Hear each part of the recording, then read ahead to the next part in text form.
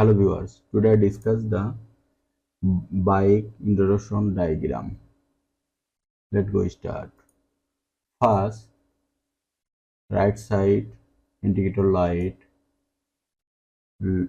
right side indicator light, 12-volt battery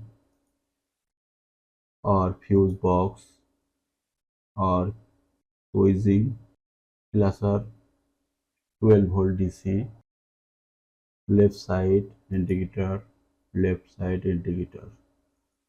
or switch,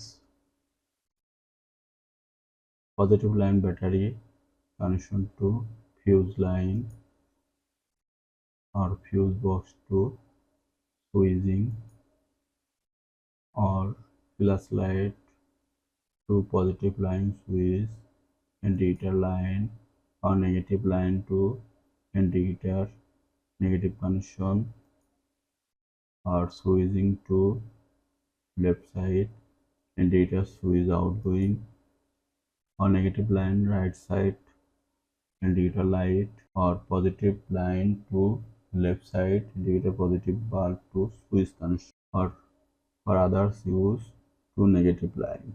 Circuit is done to indicator light connection. Thank you.